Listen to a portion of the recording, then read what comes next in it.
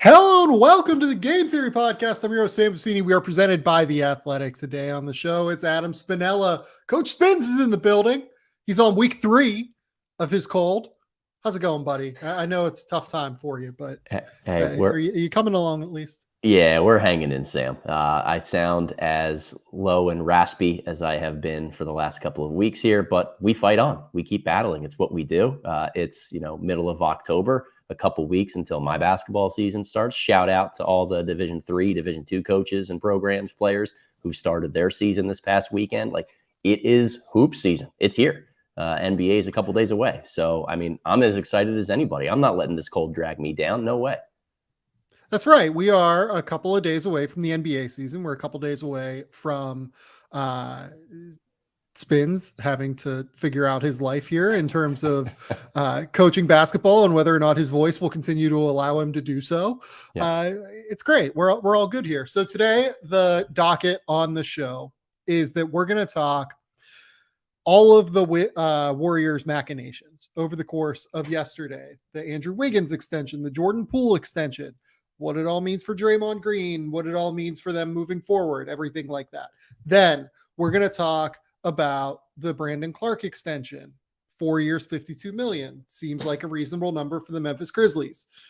Then we're going to do a 2023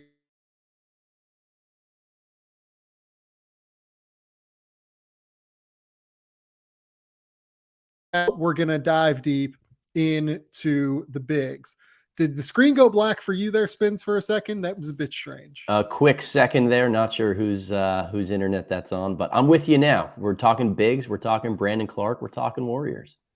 So let's start with the Warriors. Yeah. The Warriors signed Jordan Poole to a 4-year, $123 million extension with potential escalators that can bring it north of what, like 140-ish, something like that. It's like right around 140 is the number that was originally reported. Then our Anthony Slater at The Athletic came in and gave us the actual number. I believe that Jordan Poole's contract next year will start at $27.2 million. Then the Warriors made another piece of nice business. Signed Andrew Wiggins to a 4-year, $109 million extension. Wiggins, as people know, has long been considered one of the most overpaid, etc. players in the NBA. Having said that, he undeniably took like a pretty real discount here to stay in the Bay. This is a guy that I cannot imagine getting under $30 million a year. If he would have hit the open market this offseason. He is someone that a team would have absolutely sold themselves on, especially given the way that the cap is going to rise moving forward. Having said that, I don't necessarily think this is like a bad deal for Andrew Wiggins, if only just because he's finally found a home. He's finally found somewhere he's very comfortable as a player. It all makes sense. Let's dive into Poole first, though, before we get into what all of this means for the Warriors. Too much, too little, right on track. What do you think about this number for Jordan Poole? I think it's a good number. I think that the Warriors are going to continue to bank on growth for Poole, that he can be somebody that handles a little bit more with the ball in his hands of, a really large, consistent role within their offense. I think that the contract is slated to really have this be the baton going from a Klay Thompson type of piece next to Steph Curry towards Jordan Poole, really serving that role first and foremost and locking him up for, a long term. Financially, if we're looking at, trying to compare apples to apples as best we can, it's very similar to the Tyler Hero deal that you and I talked about a couple weeks ago. Very, very similar. And I think that's because they're similar type of players, not just in terms of what they do on the court, but their overall impact on the teams that they play on. Certainly, Poole's is slightly lesser than Hero's just because there's so many more pieces offensively that Golden State has to incorporate. But I like the deal for the Warriors. I think that he has shown he continues to get better year after year, and just love having explosive shooting guards that you can go to either on your bench or eventually in the starting rotation. It's not an accident that this deal got done in wake of the Tyler Hero deal, and it's not an accident that this looks very similar to the Tyler Hero deal. These are two players that, like you said, are on very similar trajectories in terms of where their careers are headed. Both have incredible high-level on-ball abilities to create their own shot. Both are unbelievable shooters. Both are 20-point per game scorers. I have zero doubts that Jordan Poole, in a larger role than what he's in Golden State, would be incredibly effective as a player, being able to get more shots than what he currently gets. And I feel the same about Tyler Hero for what it's worth as well. Both have defensive concerns, as Steve Kerr alluded to in his press conference today when they discussed these extensions, saying the goal is now to get Jordan Poole on the court for more than 17 minutes per game in the playoffs, something that Steve Kerr did not feel comfortable doing last year because of his defensive ability. Having said that, I think you can improve enough defensively to where this is a good number. And again, for both of these deals, I will go into my spiel about why this is essentially what it costs to lock down a 20-point per game scorer moving forward. The cap is about to rise. The NBA is about to sign an enormous television deal that is going to see the cap skyrocket in some respect. It remains unclear what the exact number is going to be, but it's not impossible that the cap gets to like 160, 170 million in 3 or 4 years at this point. The middle of this contract for Jordan Poole, there's a real chance that this is a discount contract, not a contract that is considered an overpay. For next season, is it probably an overpay? Maybe to an extent. I can see a case for that, but at the end of the day, you are what you're worth. And I see zero doubt that a team like Orlando, who has been rumored to be in the Jordan Poole market, would have maxed him this summer. It wouldn't have even been a question in my mind. They would have absolutely given him the full boat in order to sign him. So the Warriors get him at a slight discount on the max, but at a number that works somewhat within their cap. Now let's play the same game. Oh, go ahead. No. I think that's right on there with Jordan Poole. My big thing is we're trying to assign market value to a contract without fully knowing what the market actually is, because we don't know what the salary cap numbers and everything is going to be. This is an estimation on value, and the closest we can get, like we said, is comparing it to the Tyler Hero deal. In that regard, I think both contracts look fine. Yeah. Okay. I will ask the same question now of Andrew Wiggins. 4 years, $109 million. Last year, player option, it seems like, reportedly. Too much, too little, just right for Andrew Wiggins. I definitely expected Wiggins to get more. That said, he's coming off an all-star campaign and has looked the best that he's looked in his entire career. And there's no accident for that. A lot of that has to do with the role that he fills in Golden State, where he's not the number one option every single time down in the half court trying to create for his teammates. He's settled into more of a third option type of role, really good, energetic defender who uses all of his athletic tools on that end of the floor. It's a perfect role for him. And if we're going to go based on that type of role while averaging somewhere between 17 to 21 points a game, this feels slightly underpaid and valued in that regard. But I think that there's also, and this is the elephant in the room that we haven't mentioned yet, is the luxury tax conversation with Golden State. I think that I want to table that real quick, Spins, Sure. because I want to get to that in the next little part of this here. I completely agree with you that that's an incredibly relevant topic here, but I want to talk about the Wiggins part of it first, because I think that I do just want to note how crazy this is that Andrew Wiggins is going to be on the Golden State Warriors for this number moving forward here. Andrew Wiggins is worth $30 million a year in this new marketplace. Like, no questions asked, and he's taking less.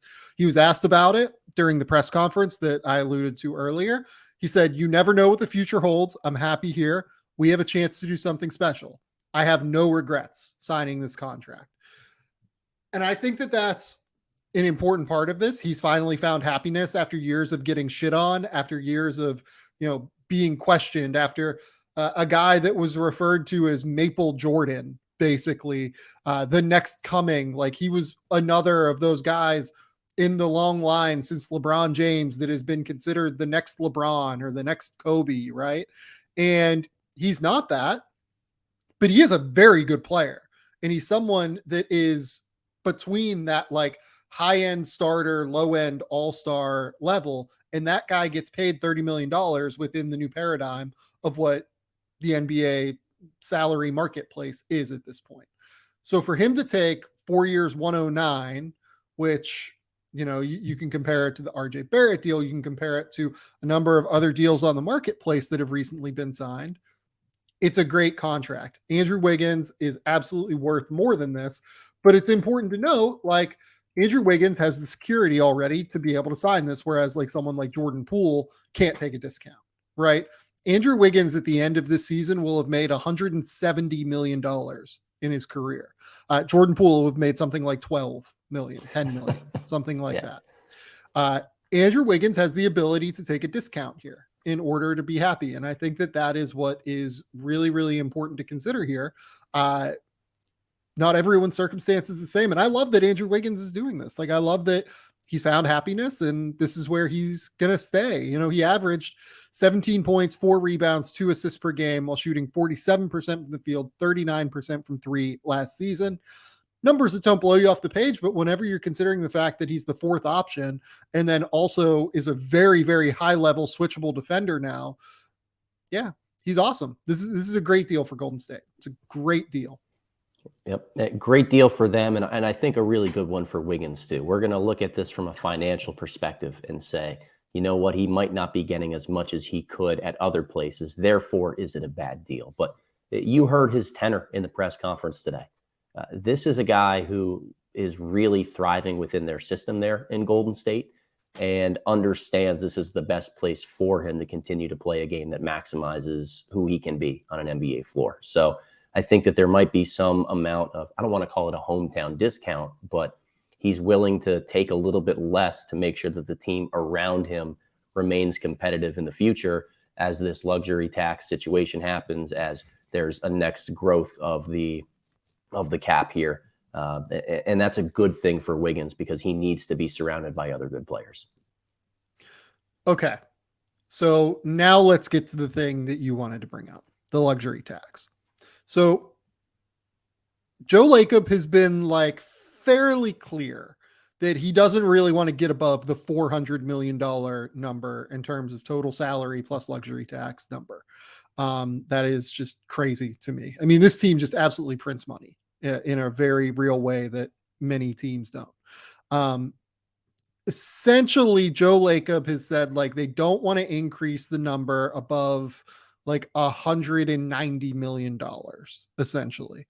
Draymond Green can be a free agent this summer. He has a player option for $27.2 million, which strangely is actually the number that Jordan Poole is likely to slot into next year, assuming he doesn't make some of these what are classified as unlikely incentives right now.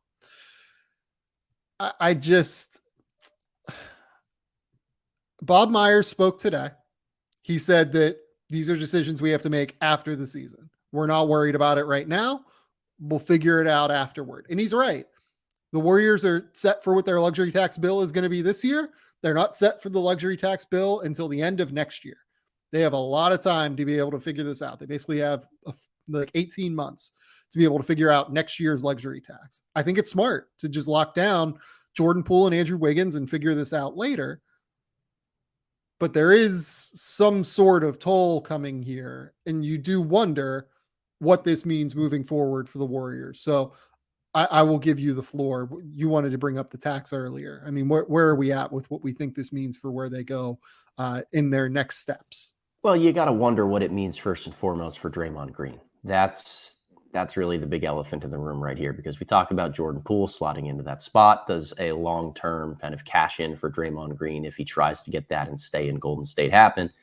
That just blows up the tax bill a little bit further. They've got a couple of younger guys on their roster that seem and feel young right now. But if we're talking about the end of next year, by the time these luxury tax payments are really going to be due, that's when James Wiseman and Moses Moody will come off of their rookie deals. So no longer do you have two potentially talented rotational players that are under fantastic team control contracts. Well, moving and let me be forward. clear on Wiseman too. Yeah. Wiseman is already making 12 million next Yeah. year. And I'll talk about that in a minute. But Wiseman is on a big contract as it is by being the number 2 overall pick. Right. So a lot of these, smaller, like Wiseman's is not a small number by any means, but smaller in comparison to the stars that they have. They've got to be able to figure out what's the right pathway forward. Like I keep thinking that the long-term luxury tax ramifications all boil down to the importance of this year evaluating those younger guys and figuring out who is really worth keeping long-term, who they can build around, and then what is the right time to cash out if they realize that that's not going to be in their long-term plans. So given that Andrew Wiggins is basically taking less to stay with Golden State, like he'll be making like $10 million less. And then Jordan Poole will be making basically like $24 million more. They basically have to find $14 million somewhere. Like that's what they have to do. They have to find that number somewhere, say it's 15, say it's 13. They have to find something in that $14 million range in order to make this work. Draymond Green is $27 million. Maybe you can get a couple of million back if he declines the player option and signs like a 480 or something to stay. Right. But I think that they're going to be smart about this and they're going to make a decision here based off of where they're looking into the future. And I think that how Draymond Green plays this year is going to be the critical factor here. Draymond Green is their easiest way to make this work. It doesn't make it the best way to make this work. And there are other ways that I'll kind of discuss here in a minute. Draymond Green, just allowing him to depart, that is the most expedient way to get their salary under the threshold that ownership seems to want to get under. Having said that, Draymond Green's really fucking good at basketball. Like, this is the thing. Losing Draymond Green, like you even see him in the preseason doing Draymond Green things. He looks like he's ready this season to like come out and win Defensive Player of the Year. Like, he is not here to mess around. He understands this is his last chance at a payday. He understands, it seems like, that what he did with Jordan Poole, punching him in the face, was an incredible fuck up, and that he is ready to step up and just prove his worth to the Golden State Warriors. Now, what does that mean moving forward? And what does that mean in terms of, can he prove that he is worth building around long-term? We'll see. $27 million off the books next year, though, is something that's doable. Jonathan Kuminga looks really, really good this preseason as well. Moses Moody has looked pretty good so far this preseason.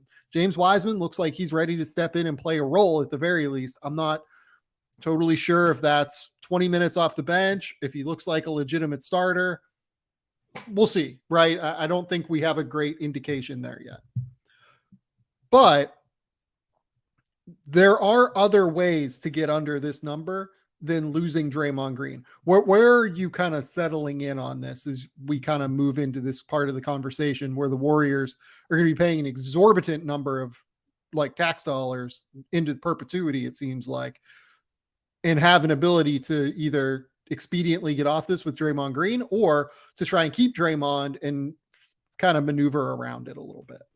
So I am not a self-professed cap expert. Like, it's just not, all of the machinations and the maneuvering in order to make some of this work creatively don't come to me very easily. So I don't want to weigh in too much on, I would take Draymond and then figure it out, because I don't know how plausible that necessarily is. That said, I'm keeping Draymond around if I can, because it's the proven recipe to maximizing your championship window. If you let Draymond walk and he's the kind of cap casualty of all of this, you're taking away one of the biggest pieces of why the Warriors have been a championship caliber team that makes them worth going into the luxury tax over. It's really hard for me to envision what the Warriors would do with Steph, Poole, Clay, Wiggins, and no front court passing facilitating focal point on offense, or a maestro on the defensive end who ties everything together and is able to make a Poole Curry backcourt work. Why are you paying everybody else if you don't have Draymond still around to clean that up? I agree with you, to be honest. And I think it's way harder to find Draymond Green than it is to find Klay Thompson. Yep. To be honest, it's way harder to find Draymond Green in terms of playmaking, in terms of defensive value, in terms of toughness. And this is no slight at Klay. And I'm not even suggesting to move Klay, by the way. Like, that's not where I'm going with this. I just think that finding everything he does in a single player is exceptionally difficult to find. And I think the Warriors, they might make the case that they have Jonathan Kuminga, and Jonathan Kuminga looks like he has taken a leap as a passer and processor of the game this preseason. He's not going to be anywhere near the defensive player Draymond Green is, because Draymond Green is probably one of the 10 best defensive players of all time. Like, this is where we are with the modern game. There is no more valuable defensive player than Draymond Green in the playoffs, period. He is a significant part of the reason that they won the title last year. So how do we make up this $14 million? To me, and I know that like Joe Lacob has been very clear that he loves James Wiseman and that he absolutely is all in on the Wiseman experience, and that he wants to build for the future long term, and that he's trying to, make that work, right? Like, he doesn't just care about winning a title this year. He cares about building a product that long term is going to win basketball games.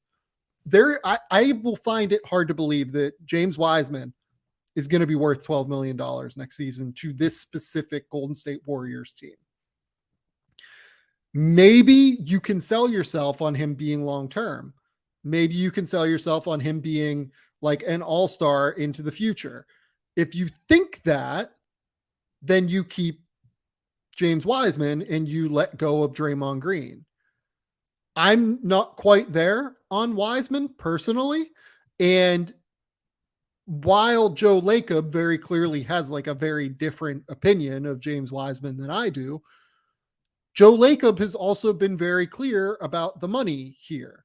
And money talks for billionaire owners, especially when they're going to have to pay $400 million in salary plus luxury tax. I really wonder if the move here is just to move James Wiseman.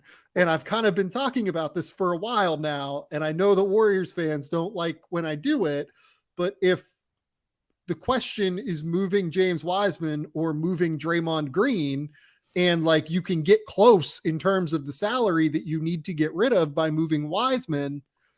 And look, there's more going on here in terms of just like on-court play and salary sheets and everything like that.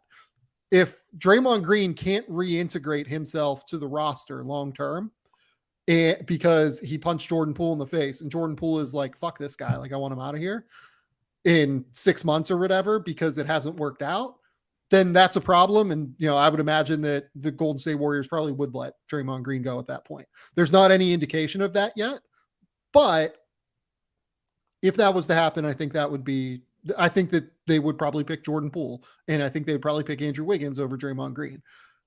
You don't have to pick James Wiseman over Draymond Green, though, and getting rid of Wiseman gets you very close to the number that you have to get to. We haven't seen enough Wiseman in order to entertain the discussion of should you keep him over Draymond Green. Like, at this point, he hasn't proven anything because he hasn't been able to stay healthy and be on the floor. But that's where the timeline really matters in a lot of this. If Golden State is going to maximize the value of trading him and clearing up that space, maybe they do it by the trade deadline this year, where they trade him out, they get some sort of a veteran on an expiring contract that can come in, and then next year that contract's off the books. Now all of a sudden that's boom, -12 or whatever that was supposed to be with Wiseman's number. Like, is that the best way forward to do it?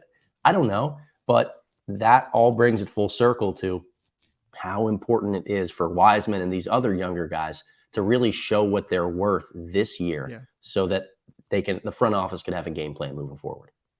the first half of this season is exceptionally important Yep. for the Warriors young guys and for the Warriors front office to evaluate these young guys to try and figure out who's a keeper. Like, look, there's a real chance James Wiseman this year goes out and is like, oh shit, we have to keep this guy, right? Like, he has had some moments this preseason, like against the Wizards that we talked about, 2 weeks ago, I guess, at this point, where it's been like, oh no, you might be something a little bit different than what you and I have previously thought.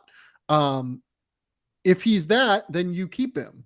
But my point in all of this is not to say like they have to move James Wiseman or they have to move Draymond Green. It's just to say that this doesn't mean the writing is like over with Draymond Green and that the writing is on the wall and that this is the last dance for the Warriors and everything like that. Right. They have different ways that they can make this work. Maybe it is Draymond Green that goes, and maybe this is a last dance situation. We figure that out by game 20. Or maybe it doesn't have to be because they look great and you want to keep this core together because they've been the core that's led you to 4 titles already. And why wouldn't you keep them together? So it's just they're in a fascinating situation. It's something that I think Klay Thompson alluded to recently in a press conference. He was like, I don't know that there's ever been a team quite like what we are doing, where we are essentially building for the future as well as competing at the highest level at the present. Yeah. It is a very difficult needle that the Warriors front office and ownership is trying to thread, and it's possible it works. We'll see.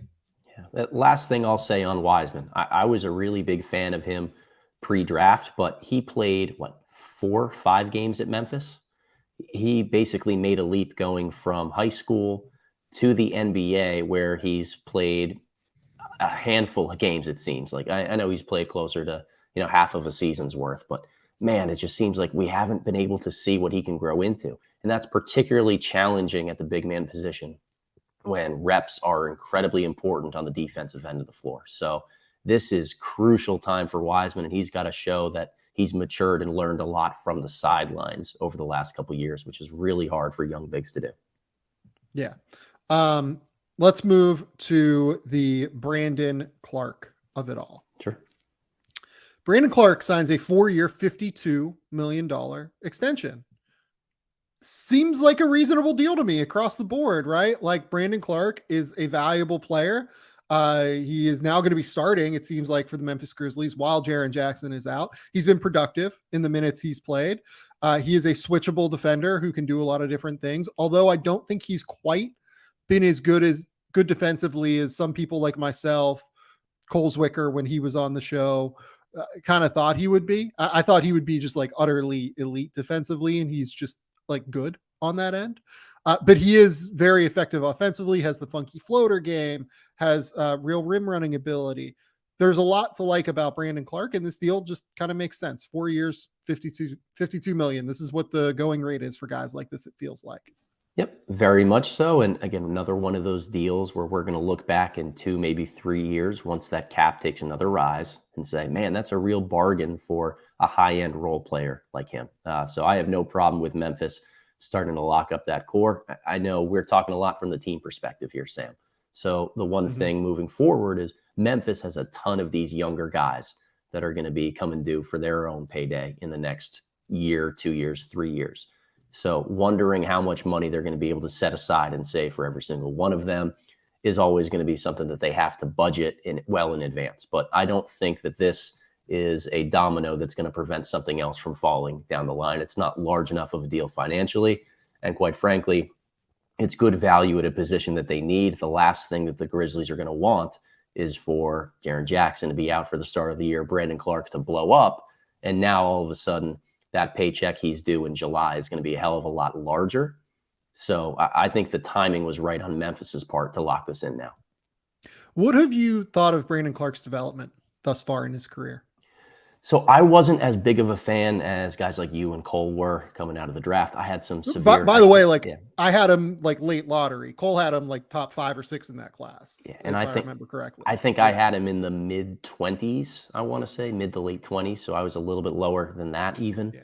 Yeah. Solid role player in a lot of different regards. I struggle sometimes with trying to anticipate, I think the NBA has been a lot more 4 out, 1 in, if not 5 out at times over the past. So playing two bigger guys who I think are questionable shooters in some regard, or best served as screen and roll, rim running, energy type of bigger bodies. I think playing a lot of them is challenging to do at the same time. But I think Clarke has been very, very solid and dependable on the defensive end of the floor, and has created a niche for himself on offense, as you talked about, with that floater, that kind of mid-range game, where I have really no problem with him being a rotational guy on a good team. So with the Grizzlies, it's worth noting in terms of their cap sheet, they have extended Steven Adams at like right around $12.6 million per year. They've now extended Brandon Clarke on a contract that I would imagine, with the way that their cap sheet is kind of listed essentially, or the way it's like formulated, that they'll have that be an escalating contract, and it'll start around like 11.5 to 12 million for next season. So they've taken off like $24 million of potential space that they could have had next summer. They could have actually been like pretty real players in free agency, and look, like, you can get off of money if you have to, you can sign and trade guys. Salary cap space is like almost like a construct now. Like, you can figure out different ways to make what you need to work, right? But at the end of the day, this is just kind of, it's interesting that they are committing to this young core, but it's not surprising given everything we know about the Memphis Grizzlies and what they're about at this point. They really like their young guys. They really trust their developmental culture. They really trust their identification of talent, and they really trust their identification of human beings, I think, as well, that fit together in terms of being just high level character guys. And Brandon Clarke's another one of those guys, right? Yep. Like, there's no reason to not buy into this moving forward. Yep. And Clarke, he may be best served being more of a bench defender, like energy type of guy that plays more against second units. I worry a little bit more in Memphis about him and Steven Adams sharing the floor together. I think, and it seems like Memphis has done this a little bit, starting Santi Aldama, the pride of Loyola University, from right down the road, a little bit more in that Jaren Jackson spot. I think that's more sensical rotation to me. But I understand that Clarke is much more farther along in his NBA development than a guy like Aldama. I would expect him to see plenty of minutes early on. Yeah, I want to shout out Jason Crawford in the comments on YouTube for noting that Santi has been starting. End of the day, like, I think Brandon Clarke's going to close games while Jaren Jackson's out. Yep. I'm not real worried about, like, the starting versus closing kind of thing. Like, I think that closing is more important, I guess. Brandon will be their like key front court piece until Jaren comes back. And there's a chance that within these next 2 months, we see this as a contract that is a real discount, I think, moving forward. Yep. And it's also going to set the tone for what a lot of future kind of, bench guys are going to be getting on their rookie extensions moving into this next salary cap. So the last thing here with extensions is something I did not prepare you for. So I will kind of lead this one if we need to. So obviously the rookie extension window closes this week. And it's interesting to try and figure out, like, who is left here that teams could look at to extend. Cam Johnson is one name for the Phoenix Suns.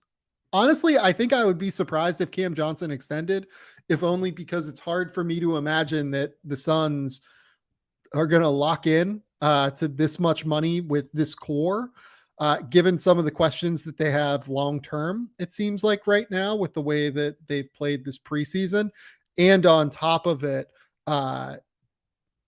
just financially, like, it's a weird situation. Like, he's going to be entering the starting lineup. If you're him, this is really your only chance to get paid. You can't take a discount. He turns 27 this year. Like, this, because he was drafted so old in terms of like draft terminology. For instance, Jordan Poole, I think, is still 23 years old. Cam Johnson is going to be 27 this year. They need to Cam Johnson needs to maximize his value right now. it makes sense for someone like that to actually go to restricted free agency. On top of it, the ownership situation in Phoenix kind of leads me to think that like they might hold off on this. Basically, that doesn't come from like inside information. That comes from like me reading the tea leaves on this. Yeah, we talked about it on another podcast, like who is going to be calling the shots and being able to commit that type of money from an ownership perspective if Sarver is quote unquote suspended for the year. So, I mean, there's Phoenix is always a tough spot to predict. Yeah. Grant Williams is another one. If I was Boston, I would probably try and lock in Grant Williams. Yeah. To be honest, like maybe it's 3 years, 45 million. Maybe it's, 4 years, 55 million or something like that. If you want to try and like do the extra year, right? Like, I don't know what the number is. I think Grant's really good. He's an awesome role player for Jaylen Brown, Jason Tatum core. I would very strongly look into doing this, and I would probably be willing to get into like the $14 to $15 million range to do so. Yep, totally agree. Perhaps the Celtics can look at this Brandon Clarke extension as a framework to try to work around. I think Grant is a little bit farther along, better on the offensive end of the floor, just with the consistency of his spot-up jumper. But certainly think that there's some comparison to be made here. And I think those guys were drafted back-to-back, if I'm correct. So, really right. I think it went Thibault, Clarke, Williams, back-to-back. Yep. Yeah. Chris Haynes reported that there have been what I will call brief negotiations, or what Chris called, I guess, brief negotiations on a Matisse Thybulle extension. That's a new terminology for me in terms of reporting on negotiations on an extension. If I was the Sixers, I would not extend Matisse personally, if only because the thing that extensions do is it makes it very, very difficult to trade guys in the middle of the season. If I was the Sixers, I would want to have Matisse Thybulle as a potentially interesting trade trip in the middle of the season, given that they have enough depth around him to make up for his loss. I can see a team really valuing him on the trade market if a trade comes along that makes sense for the Sixers. Totally agree with that. And I have nothing different to add on Matisse Thybulle, but with that same reasoning and rationale, I'm going to flip it to you here, Sam. Since you put me on the spot with all these rookie extensions, I'm going to put you on it a little bit right now. Does that same type of rationale of wanting the ability to perhaps trade them during the season maybe apply to Jackson Hayes in New Orleans? Yeah, I think so. I mean, Jackson Hayes is what, like the 9th or 10th guy right now in New Orleans. I would think that, like I don't even know what I would give him. I know he started late in the year for New Orleans, but like he was pretty effective defensively, as a pair with Jonas. Like, I would not extend him just given their situation right now. You've extended Larry Nance, you have Jonas, you have Zion re-entering the fold. I think you have to wait.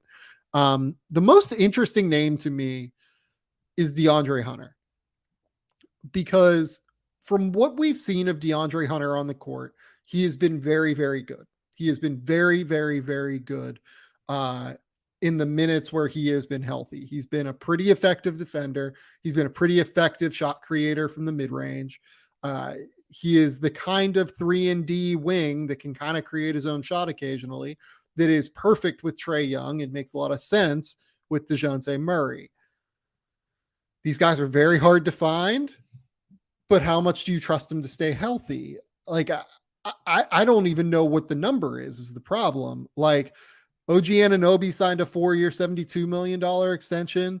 Do you maybe look back on a deal like that in an escalating salary cap kind of scenario, and maybe it's 4 years, 85, something in that ballpark for DeAndre Hunter?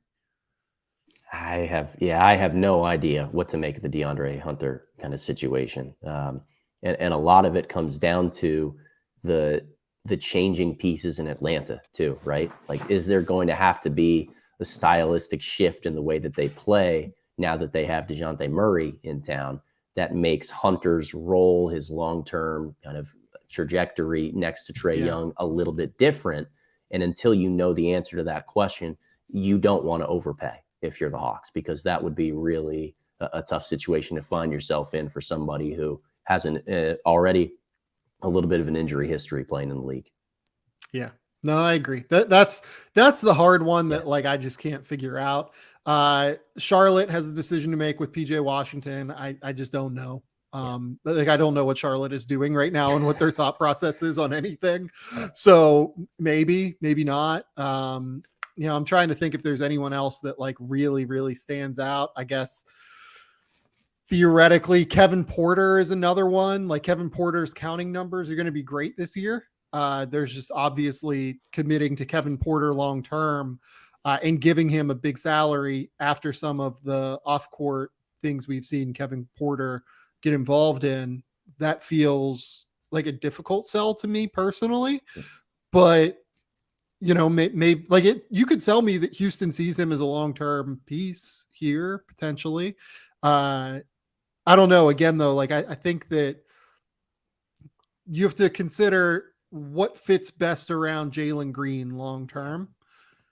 If Kevin Porter is going to focus on being a great spot up shooter, something he showed occasionally last year, if he's going to focus on being a really high level defender, something he improved at last year, then you can absolutely sell yourself on him being a great fit next to Jalen Green.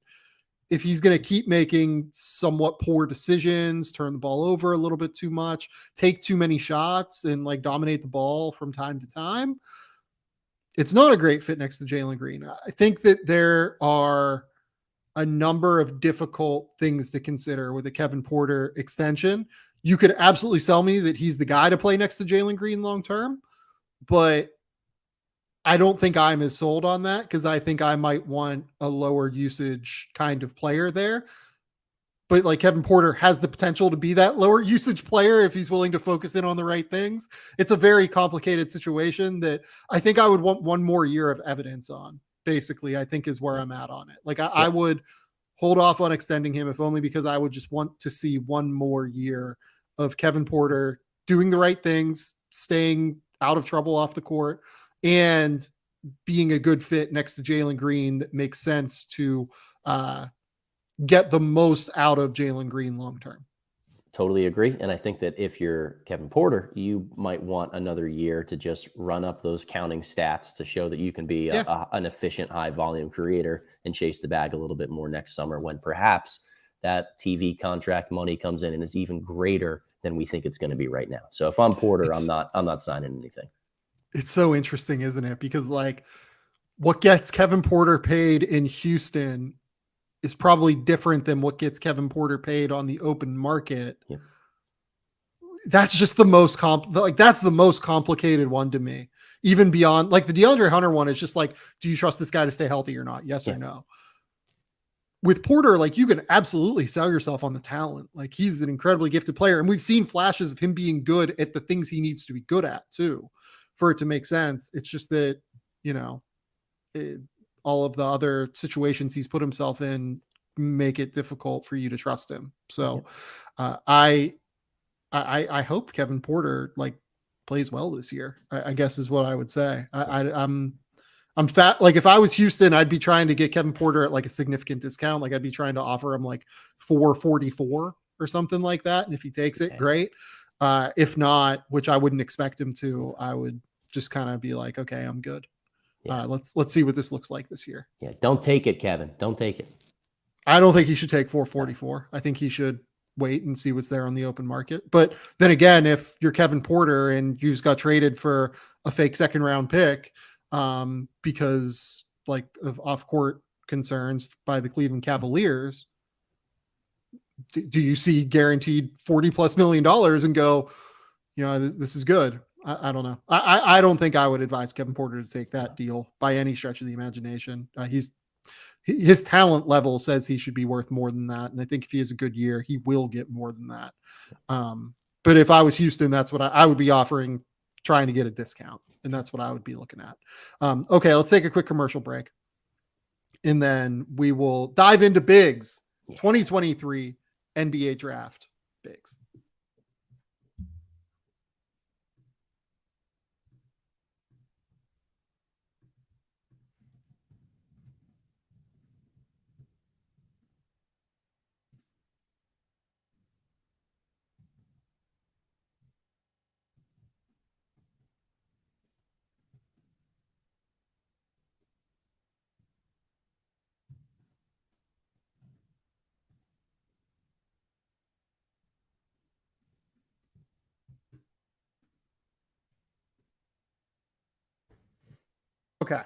We're backspins. Instead of just having another Victor Wembanyama conversation, which is something we've done now like 4 times in the last month on this show, because this is what we do on this podcast. We talk about Victor Wembanyama, apparently, which why not? He's like the best prospect to come along in a long time. I want to pose this to you because I think it's a more interesting angle than what we've talked about. Richard Jefferson got a lot of shit for talking about on ESPN that he thinks Victor Wembanyama would go ahead of LeBron James if both of them as prospects were in this class. I don't think that's a crazy take. I disagree with it. Yeah. I don't think it's an insane take. Yeah. I want to pose that question to you, though. A, do you think that Victor Wembanyama would go ahead of LeBron James, given what teams tend to value, given past history of the draft, given all of this? And second, do you think it's a crazy conversation to have? Well, I'll answer number 2 first. It's definitely not a crazy conversation to have. It's just not. Victor Wembanyama, the tools that he has, his physical size and what he's able to do with that size from both a shot-making perspective, a ground coverage perspective on offense, and just his defensive, not just impact, but versatility. Yeah, it has to be a conversation. He's so good in so many different areas at 18. We have to be having this talk. Man, it's tough, though. I'd probably go with LeBron. And it's so hard because I didn't watch a lot of high school LeBron. Like, that's a little bit before my time. I was 12 when he was drafted. You know, YouTube wasn't really a thing. Like, hard for me to really know and be able to compare prospects to prospect and to not have the biased lens of how good LeBron James has actually panned out to be / how healthy he's been relatively throughout his career. That's what makes this conversation, I think, very difficult, is trying to remove what we know about LeBron now versus what it was previously. Yeah. And I don't have as much context for what it was coming into the draft, but I will say this. I've been watching college basketball and you know, prior levels to the NBA for a really long period of time. I've been doing scouting now this is my 6th year doing this. Victor Wembanyama is head and shoulders above anyone else that I've scouted and seen during this period of time, just as a pro prospect. Yeah. So I've gone back and like really tried to get a sense of what LeBron was, because I kind of figured out I was going to ask you this and fuck with you a little bit on the show. Thanks, Sam. I don't think he would go ahead of LeBron. I think that there are enough injury concerns about Vic that I don't think a team would sell themselves on taking him ahead of LeBron James. LeBron James, some of the stuff he was doing in high school was just an absolute joke. Like, his ability to completely dominate the game, his ability to be a high-level passer, playmaker, like the combination of like Jordan and Magic Johnson was like thrown around like regularly with LeBron. And I think that it's easier to sell yourself on that combination than it is on whatever Vic is, given the fact that Vic is still just very skinny. I know that like Vic has very much not lifted weights. He's tried to avoid like putting his body in any position where a team, once they get their hands on him, like there's like irreparable damage or anything like that. Right. But he's been hurt. Like he's nothing long-term, nothing serious, like nothing you can point to and be like, oh, that's a problem, like going forward into his future. But like he misses a month here, he misses a month there. Like it's not like he needs to stay healthy this year. I think that's what teams most want to see. Like they want to see Vic be 100% healthy throughout the course of this year. I think LeBron would go ahead of Victor Wembanyama. I think Vic would go ahead of Anthony Davis. I think Vic would go ahead of a lot of the guys that have been taken since LeBron. I think basically everyone since LeBron. I think that's what we're talking about here. And it was surprising. Look, I guess it's not surprising to me that Richard Jefferson got a lot of shit for saying this, because it's the internet and everyone's going to throw a lot of shit at people for saying things that could be perceived as outlandish. But I do get where Richard Jefferson's coming from. Richard Jefferson's a little bit older than we are, comes from a era where the big man was valued more than it is now.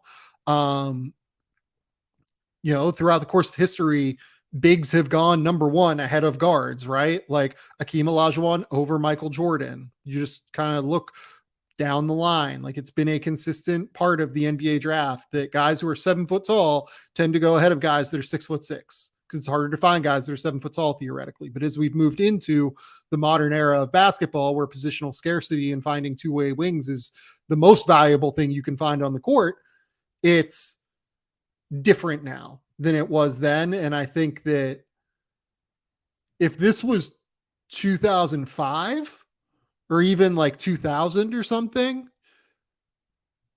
I might be willing to hear the argument that a team would take Vic ahead of LeBron. I don't think it would be a thing now. Like I think LeBron would like undeniably go ahead of Victor Wembanyama. But back when teams didn't have as much information, back when scouting was a little bit harder, back when things were a little bit more difficult. But then again, like I guess that taking the Euro guy number one back in 2003 was probably like a non-starter on some level when someone like LeBron is sitting there. So maybe not. Maybe he wouldn't even go number one then. But yeah, like I think that it's not like the craziest conversation to me. So like I'm not surprised that Richard Jefferson got shit for it, but I think it was like a little bit undeserved that Richard Jefferson got shit for this. Yeah. And it's also hard to look back at that era and know, would Victor Wembanyama have been enabled by his current team, his NBA team, to play in the style that he plays in as a 7'4" guy? Are they going to let him handle with the ball in his hands, push up tempo in transition, shoot as many threes as he does? That wasn't something that we saw 20 years ago. So there's so much about this that is, comparing apples to oranges just because the game has changed so much.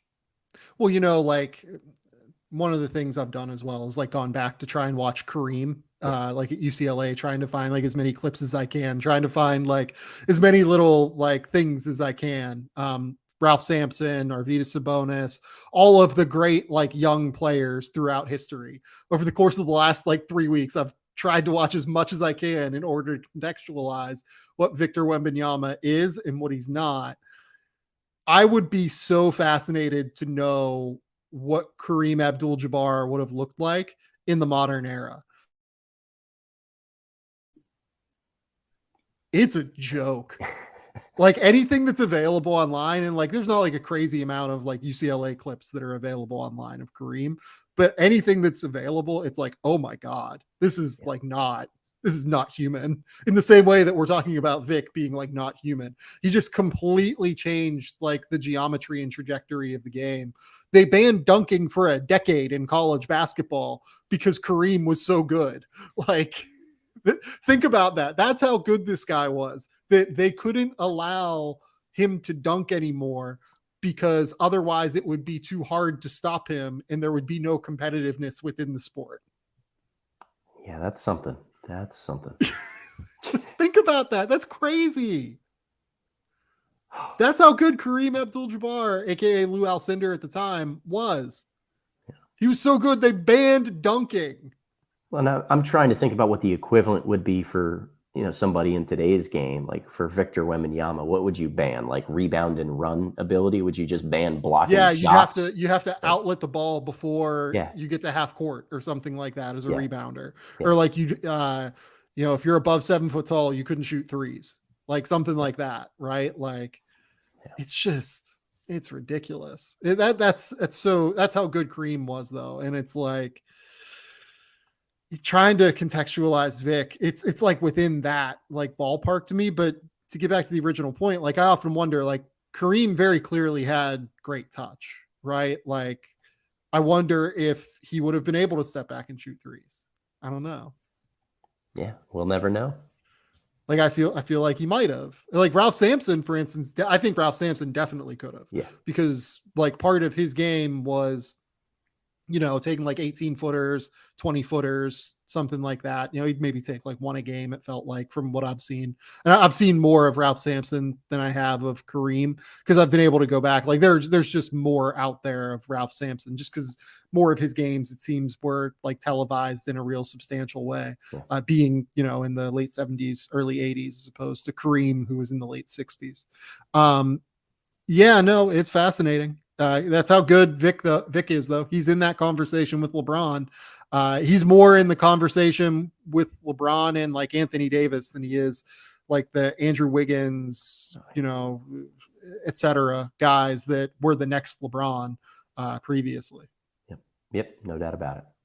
So, okay, let's get into the non-Victor Wembanyama bigs in this class. There are some really interesting ones, right? Like Dereck Lively, Kel'el Ware, Gigi Jackson, Jarris Walker. I'll give you the floor. Who do you want to start with out of that group of four? Yeah, I'm going to start with Lively, I think, at Duke. I've had the opportunity to have been watching him for a number of years just because I coached in an area very close to where he was, recruited guys that were his high school teammates. So I watched him play and practice as early as a sophomore. So this is a guy I've been keeping my eye on for a long period of time. I look at the modern game for bigs in the NBA, and in order to be a high value return on a lottery pick, you've probably got to be really good on the defensive end as a rim protector, have some form of switchability on the perimeter to be able to move your feet in isolations or switch situations, be really efficient as a finisher near the basket, as a pick and roll or a lob threat in the dunker spot, and hopefully be able to stretch the floor a little bit more on the offensive end, whether that's as a shooter or as a passer playmaker.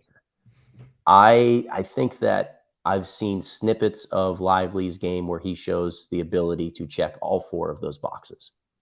This year at Duke is going to be huge for the consistency at which he does that, both on the defensive end of whether he's asked to switch or play more in drop coverage and try to protect the basket. And then on the offensive end, is he really efficient around the basket because he's a little bit on the thinner side. So I think that some physical guys might be able to get into his legs a little bit, push him farther away. And then is he going to be able to stretch the floor consistently? I buy his jump shot form, but what I buy more than shooting mechanics is shooting efficiency. Does the ball go into the basket? So those are the things that I'm looking for at Lively, but he starts with a really, really just a great bag of tools to be able to work with, because he's 7'1", 7'2", really long, really good playing in transition, and just has already flashed some really interesting things to me. So Dereck Lively was the number one recruit in this class, right? And it's interesting to me that he is not anywhere near a consensus top 10 pick when you talk to scouts. And I think the reason for that is what scouts now look for at the center position in terms of being a genuine difference maker at the center position is the ability to put the ball on the deck, the ability to create marginal inefficiencies against the defense by being able to make plays with the ball in your hand and be an offensive creator. I have not seen Dereck Lively do any of that. Dereck Lively's skill set is plays really, really hard consistently, like really, really has a high motor, which is awesome. He has potential to shoot it. Shot like 27% from three is like the numbers I've seen, something in that ballpark, but like real chance to shoot it at some point in his case, right? Great rim protector, like elite rim protector. 7'1", 7'2", 7'1.5", maybe. I haven't seen anything listing him at 7'2", with like a 7'7" wingspan, like exceptional length, and has potential to move his feet away from the basket. It's almost like a Tyson Chandler more than it's, Karl Towns, Nikola Jokic, etc. And those guys are just like a little bit less valuable than the antithesis and the, vice versa of this, right? So I have I really like Lively, and I think that like he has a real chance to be an impact player. Like I've seen like very high level excitement about guys like Deron Holmes, and a lot of excitement about, and I really like Deron Holmes, and we'll talk about him in a minute. And guys like James Najee, and guys that are just smaller than he is and play with a similar skill set, and like have even like less potential to shoot, I think, than what Dereck Lively does. Dereck Lively being 7'1" with a 7'7" wingspan and being able to do some of this stuff is a big differentiator that I think people are underrating, while also playing with exceptional motor and high level, like consistency. Like you can just count on him to bring it every single night. He's got great intangibles. He's an awesome kid. Everybody who I know has been around him absolutely loves him and raves about his work ethic. So I think that those are going to be some of the reasons he might sneak into the back half of the top 10 or the lottery, is that he's really dependable. And there's going to be some point in the draft conversation when dependability and production is a lot more appealing than a high risk, high reward type of situation. But because of that, his draft position is likely going to be dependent on how everything else shakes out in this class. Just on his game alone, I am a really big fan, though, Sam. Yeah, like I think that out of this group, he has the highest likelihood to be a starting NBA center. Yes. Yep. Probably has, for instance, like let's move to Kel'el Ware now. I think he has a lower upside than Kel'el Ware. Definitely. But I have way more faith in Dereck Lively being starting center in the NBA. So give me the breakdown on Kel'el Ware. Yeah, Ware flashes a lot more enticing high upside tools. You know, you talked about the ability to put the ball on the floor. That's something that he's shown in spurts that he's able to do. He has shown a little bit more, not just shooting from three, but even pull-up shooting from three, self-creation, and just the confidence that he has to be able to do those things, along with 7-foot size, really good leaping ability off the floor, solid shot blocking instincts that he's already shown. Like there's a lot of boom potential for him if you invest in him and you're able to develop all of those skills in the right way. But consistency and his motor have been issues in ways that aren't with a guy like Dereck Lively. I think that there's a little bit more of I don't want to call it a positioning issue, but he's just not as polished and consistent on the defensive end of standing where he needs to stand. He can be a little bit foul prone at times. I don't think he's always been in the best shape of his life from a cardiovascular standpoint that he needs to be in. Like there are some times when you can see the highlights and he just jumps off the page at you because he has freakish talent and upside. But if you actually watch the game film, he has some habits that he needs to break. Yeah, and it's like balance and fluidity. Like, I mean, this guy is a ridiculous athlete for being 7 foot tall. Yep. Coordinated, like can put the ball on deck. Great hand-eye coordination. Can really shoot it, like you said, or at least has potential to shoot it at a very high level. Yeah, I have not seen much defensively that makes me go, that's the guy. Yeah, it's just not consistent on that end of the floor in a way that really worries me. It feels like he blocks shots because he's 7 feet tall and athletic, not because he knows how to play defense yet. And not because he's like processing things quickly and like making great rotations and like is there, right? It's I'm a little bit worried. Like he could go like 7th in this class, or he could go like 27th, I feel like. Yep. And it wouldn't surprise me. Yep. Big boomer bust potential for him, but certainly from an upside perspective belongs in the same conversation of Lively, maybe even a little bit higher, of just if he really hits, this is a top 10 pick. Yeah, like I would be surprised if Dereck Lively went below like 20th, I think. Like I would say like somewhere between like 8 and 20 is probably Dereck Lively's range. I would say like 8 and 40 is Kel'el Ware's range. Sure. Like it's just wider. It's just like all over the map. I feel like depending on what his defense looks like this season. And like, by the way, Oregon has like replacement options if it's not working. Like N'Faly Dante is, a former 5-star recruit that has, gotten better at the very least over the course of his collegiate career. I've never really been a fan, but like I get the appeal of someone like that for the collegiate game, especially now that he's an upperclassman. Like Quincy Guerrier, like you can play small with him at the 5. Like if you really want to, you can play him at the 4 if you really want to. Like there's Oregon doesn't have to play Kel'el Ware. Like, it's not like a situation where he's the only option. So he needs to come ready to like be an impact player defensively from day one. And I don't know, like, let's see what it looks like, I guess is what I would say. There's a real chance he is ready. And if he is, I mean, we're all way underrating Oregon if he's ready to go from the jump, because that team, like, I think people are way underrating Will Richardson. I liked getting Cuisinart, the like redshirt senior that came from South Carolina. Keyshawn Barthélemy was like one of the most underrated transfers in the country. Like, it's a good group. It's a really, really good group of guys there, I think. Yeah, I agree. And Dana Altman is one of the more underrated coaches in the country. Like, he consistently gets his team winning 20 games and going to the NCAA tournament. Yeah. Okay. Let's move on.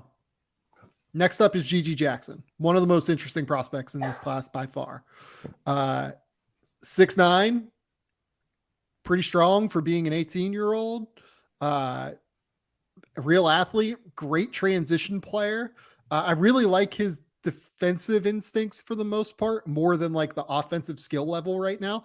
Very good athlete, like ridiculous out in transition, has potential to shoot it, but defensively he is where he can be an impact player using his length, using his coordination, using his athleticism, potential to be like a switchable small ball 5 or to just be like a switchable 4, right? Like, there's a lot there that really makes sense for Gigi Jackson. I'm just worried about him being like an 18-year-old whose half court offensive game is a little bit raw, stepping in immediately and like being, you know, the highest level expectations as an in-state player at South Carolina for a new coach, like coming in and trying to establish things. That feels like a complicated situation to be entering. You're taking the words right out of my mouth there. And I'm really glad that you brought up the, maybe the lack of synergy between what he's prepared for and the production that he's going to be expected to bring forward for the Gamecocks. And what he can be long-term as well. Like what he is now is different than what he can be long-term because he's so young. And that's where I think the biggest lesson that we've gained, I know we've talked about this in some different areas of guys like, Patrick Baldwin Jr. or maybe even Peyton Watson, like guys who don't perform really well on the offensive end of the floor their 1 year in college, but we've seen the upside, these different areas before. How much is the offensive tape really going to matter from a draft context? Because maybe he's never asked to be a number 1 or even a number 2 option on the offensive end again. If he's good enough defensively, if he's athletic enough, and someone believes that they can turn him into a solid, like, screen and roll 4-man who can occasionally hit really open, spot up jumpers, he's probably still a lottery pick. Like, it doesn't necessarily matter what type of offensive production he brings to the table this year. It's interesting. If he's just like a screen and roll big who's like switchable and good defensively, that guy probably doesn't go in the top 10. Yeah, but he's also like fluid with the ball in his hands to be able to get to the basket in ways that other big men aren't really. Like, again, you talked about being kind of a small ball 5 and kind of a full-time 4. Like, I don't know where I fall in that discussion either, but he's interesting. He's athletic, he's talented, and he's interesting. At the end of the day, I think that's going to win out because we're not really going to see him hide from anything this year at South Carolina. Yeah, end of the day, the thing that just worries me is skill level. Yeah. As long as he's skilled enough to make some things happen in the half court, give some flash plays in the half court, he probably goes in the lottery. But like, he needs to be able to show that a little bit more consistently than what we saw. At least like in the AAU circuit. Like, but what I've seen is pretty early stages still in his development. And I worry if this was a little bit too soon for him to make the jump to college. Freak in transition, though. He's a freak in transition. Total freak in transition. He's going to make a lot of fun plays happen out on the break. Maybe he's further along offensively than what we think too. Maybe he does show some like real passing instincts. Like there's a lot there. Like, I don't want to underrate the guy that was like the fucking number 1 prospect in the 2023 recruiting class. Right. But like, there's some stuff there that's going to be worth watching and worth tracking. The last guy here is Jarris Walker. It seems, look, I don't know what to do with him. Like, he's kind of a 4 almost. Like, he could end up playing like more on the wing in college, or in the NBA, I'm sorry. In college, it seems like he's going to play like almost as the 5-man in Houston's closing lineups potentially. What do you like about Jarris Walker? I like guys who have strength and physicality and use it. Yeah. That's something that if you're physically imposing and you're not afraid to do that on a consistent basis, you have the key to my heart. I think he's going to live at the free throw line for a guy who's a little bit more of a face-up, bigger option, whether he plays the 4 or the 5. I like him as a passer, actually, Sam. I think he's a decent facilitator in delay actions and horns, different actions where you can run through him at those elbows or the top of the key area. Not necessarily a facilitator in the put the ball on the floor, handle out of the pick and roll, a little bit of rebound and run, but not his primary function. It's more so that he quickly identifies how to get his teammates open within actions and read coverages. He's a pretty smart basketball player. You combine that with, if you put a smaller guy on him, he's going to absolutely terrorize him on the interior because he is so strong, does have long arms, and just finishes pretty well at the hoop.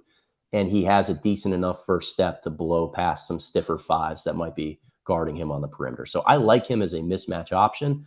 I'm in a little bit more of a wait and see approach to know how valuable that's going to be long-term for an NBA franchise and therefore in draft context. Yeah, agree. I like how hard he plays, I would say. Just consistently is high motor, aggressive, switchable, super tough. Like, you bring up the idea of like just using your physicality.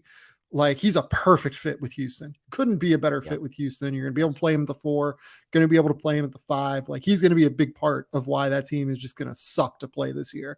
And they always suck to play because their guards are so physical. This year, like, they have physical guards at the point of attack, like Shed and Sasser. And then they have like long wings like Terrence Arsenault and Tremont Mark.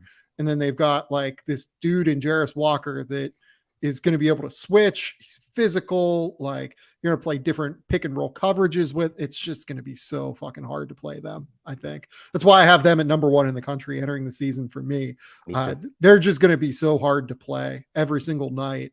And Kelvin Sampson's a genius. So like that also helps, but yeah, like offensively, like what do you see Jarris's role as? Like, he needs to shoot long-term is kind of what it is. He does. And I think the biggest reason for that is he's not explosive enough as a finisher or big enough to be really a pick and roll type of threat. Like, maybe, sometimes that's a decent role for him, but maybe some short roll stuff. Yeah. I think he fits really well as a slow down mismatch type of player. And I don't think there are many teams that are playing that way anymore, let alone that he's dynamic enough offensively to be the guy that commands that type of respect and building around of an offense. So still a little bit weird of a fit to know exactly where he goes and what he does well at the NBA level. But there are skills that he brings to the table that I do like. And it starts with just how he uses his frame and his motor. Those are things you can't necessarily teach, that I'd rather get and work with than have to do vice versa.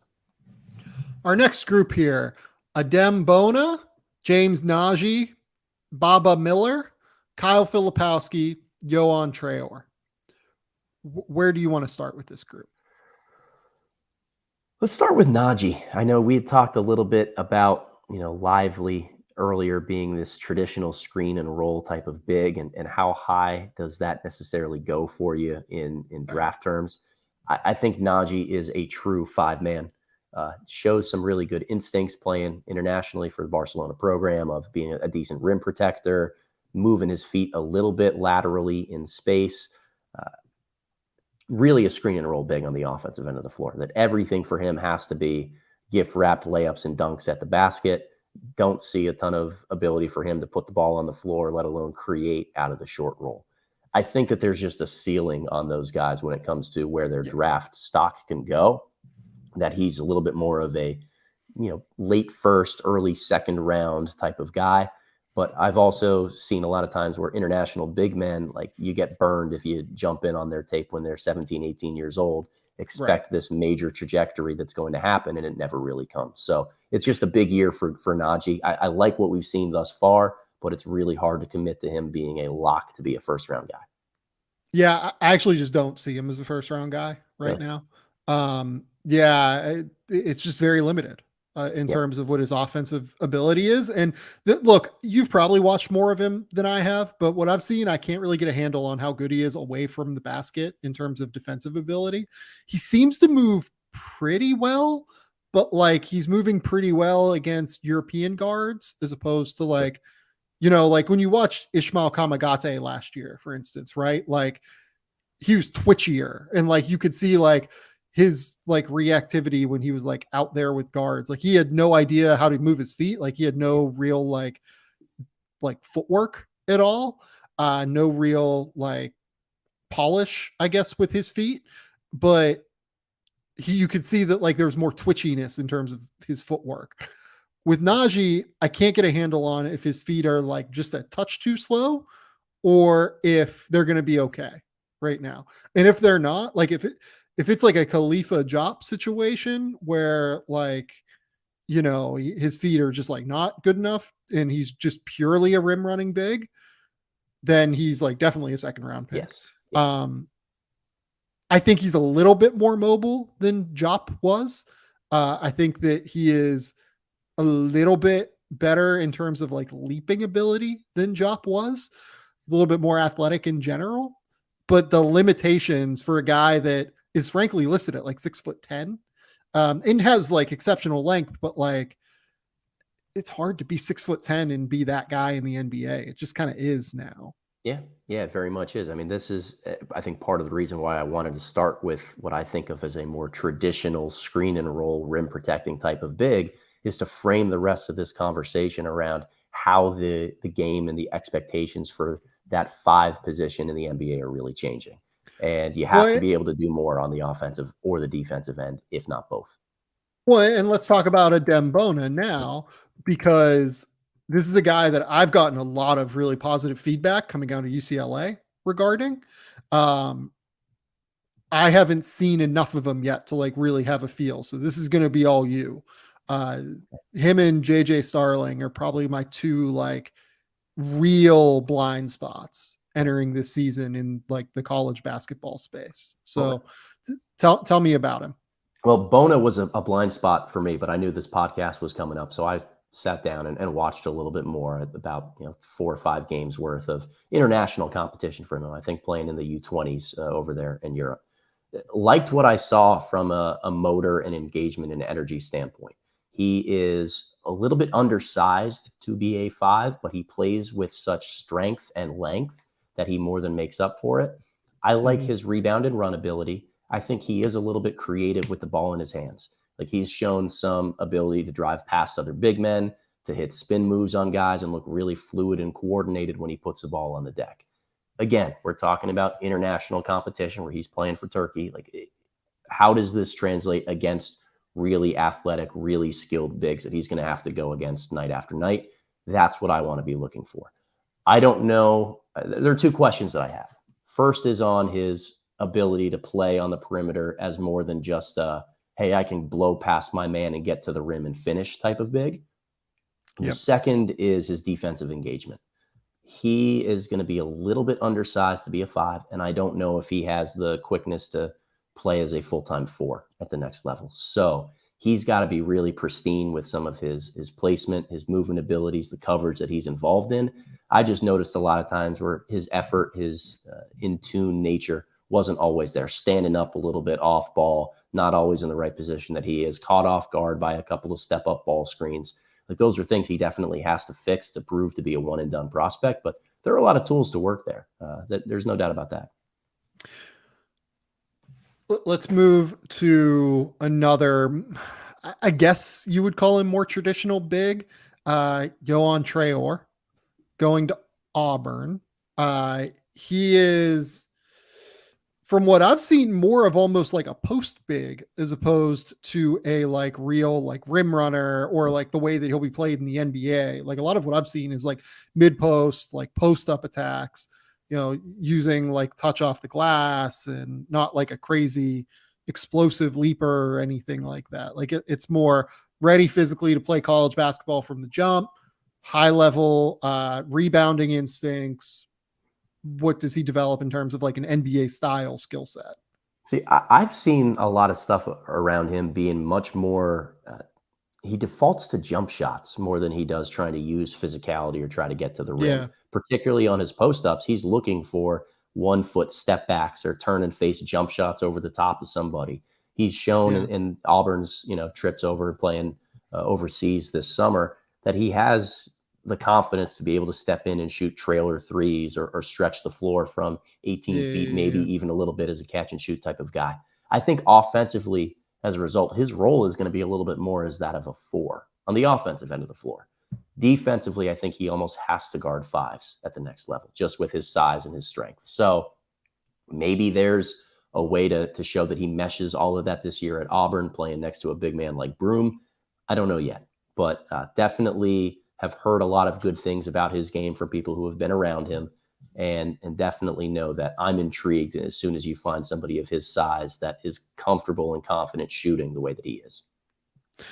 Yeah. Yeah. Look, like I've seen him shoot a bit to where I get what you're saying. I just also, I don't know if he's like, is it a Walker Kessler situation where like he's going to shoot, 25% from 3 or whatever this year? Because we're hoping he shoots. Right. Look, Bruce Pearl will let him shoot. Like there's no question about that. Like he will absolutely let him shoot, especially with the fact that like he's playing next to Joni Broome. Like Broome is, by the way, like another like kind of interesting prospect in and of himself. Yep. Extraordinarily productive player. Very, very good rebounder, plays with a high level motor, plays with good intensity, great shot blocker. And it almost like works a little bit better at the 4 because he's great at rotating over as a shot blocker. So like it does work, I think, next to Traore as a 5. Yeah, interesting. Again, like this is not a guy I looked at and saw as a 1 and done. I saw him more as like a 2 and done, 3 and done.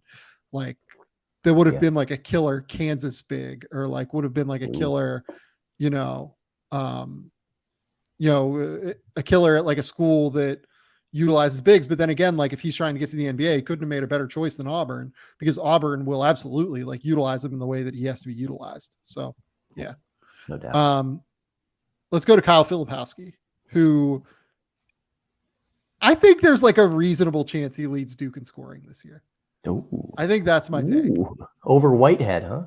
If Derrick Whitehead isn't like totally healthy to start the year, and he's not going to be because of this foot injury, can Filipowski like kind of establish himself a little bit as being like the high level offensive creator? He's certainly incredibly polished as a scorer, great post footwork, can put the ball on the deck. Like this is the thing. Like he's not just a big, he is like a guy that can dribble from the perimeter and take advantage of mismatches, especially against smaller guys, can shoot a little bit. He presents a lot of problems for a college basketball environment, I think. Totally agree with that. I love not just the fact that he's better with the ball in his hands than people give him credit for. He's more athletic than people give him credit for. He's really competitive, really competitive. I had the ability, I was sitting courtside about a year and a half ago at an AAU game where he was playing and taking on Dereck Lively, now his teammate at Duke, who was also a teammate with Jalen Duren, who now plays for the Detroit Pistons. And Filipowski was giving them the business, hitting stretch threes, taking the ball right at both of their chests. They were, I don't want to say that they were nonchalant, but they were trying to play off of each other a little bit, Lively and Duren. And Filipowski just knew it was his time to shine. This was his opportunity to go at those two guys and prove a point, and he did it. He left. I was incredibly impressed by his performance in that game. I think his competitive nature is what's going to help carry him to success at Duke, because he's going to thrive in so many different roles. I think that he's going to adapt well to the environment that John Shire puts him in, but also just be a smart, competitive basketball player that figures out, no matter what he's asked to do, a way to make it work. Yeah, and look, like defensively, there are going to be concerns here. Like, he's just not all that fleet of foot. He's not really a rim protector. There's a chance he's like a college big more than an NBA big. Yep. And like that might end up being like a 2 to 3 year guy. He brings a lot to the table though, in terms of like exactly what we're talking about, in terms of like a guy that can dribble the ball, can pass, can shoot it. I don't think he's like the level to be this good in the NBA is so fucking high. Yeah. Like it's just so ridiculously high. And he's not there yet. But like, are we underrating him a little bit? Look, Like as a community? Like I think we might be underrating him a little bit as a community. I have him as a late first guy right now. I think of all of the bigs that we're going to be talking about today, like not Victor Wembanyama. Obviously, he's a freak of freaking nature. But Filipowski's the best shooting big that we'll have in this. Yeah, class. Like I trust him to have a big year more than I trust Kel'el Ware to have a big year. Yeah. Yeah, I think that's fair, but I also think that NBA teams are always drafting for a little bit more upside and role and fit at that level. Like I think Filipowski is going to come in and produce from day one at Duke. There's very little doubt in my mind that he's going to do that, but is he going to show consistency in shooting off ball, enough tools to be more of a delay big if you play him at the 5, to be a real facilitator and know that you can hide him, or I shouldn't say hide him, but maximize his skills defensively if he plays the 5. Those are things that are just going to be important from an evaluation standpoint to really hammer down this year about Filipowski. Yeah, I'm intrigued. Yeah. I'm very intrigued. I think he has a huge year. I think is where I'm at. Like I think he has a really, really big year. The last guy here is Baba Miller. And this is just a spins guy. This is all you. Just go ahead. I don't really have strong takes on him. Like I'm fascinated by the skill set and the athletic coordination. I have my concerns about him being at Florida State in terms of him being a one and done. Yep. I also think that like Florida State is a perfect place for him to develop and get better at basketball. Give me the Baba Miller spiel here, because there are going to be very few people who know who Baba Miller is, I feel like. Baba Miller is the Coach Spins Jordan Belfort penny stock investment of the year. Not just for the big category, but for anybody.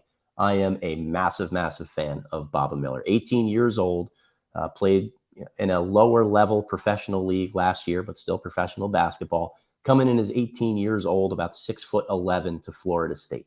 A defensive scheme that is well known for wanting length, switchability, and versatility in really 1 through 5 positions.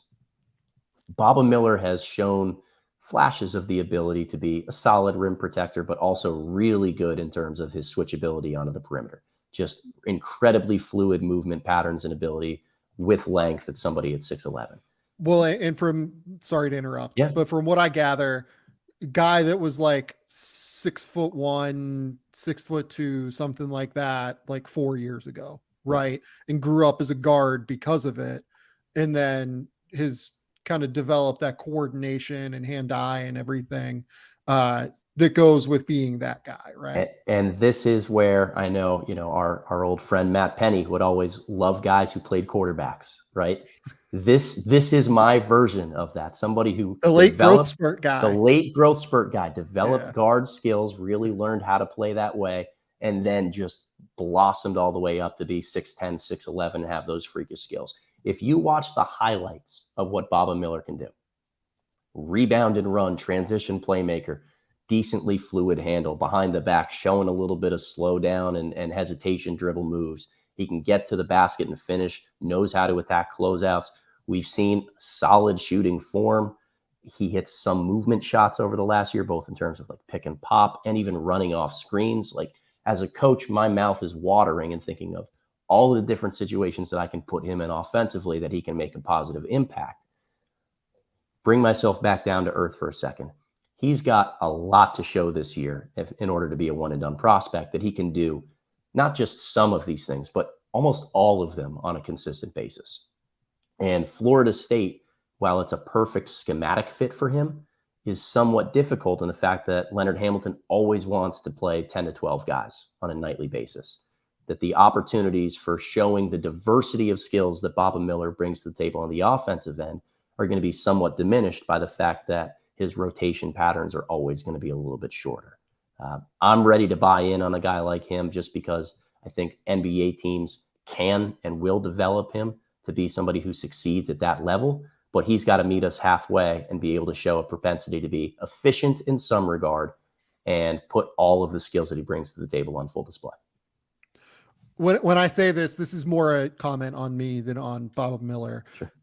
It's more, I have no idea if he can process basketball at this point. Like it's not one way or another. It's not, he can't do it. It's not, he can do it. Definitely. It's that I just don't know if he can yet. Like I've watched like a decent amount of him, and my take is basically like, I have no idea how this is going to go this year. Like there's a real chance that like this ends with him playing 10 minutes a night at Florida State. I think. Yeah. Or fewer. Yeah. There's no doubt. Yeah. But guys, that are this young, he's still very, very young, and that have these late growth spurts like he did, they tend to have very strange growth trajectories in terms of like learning to use your body differently. Like it's a proprioception thing. It's like figuring out where your limbs are and like how long you are thing. Like he's still probably learning on some level, like how to use his frame. Right.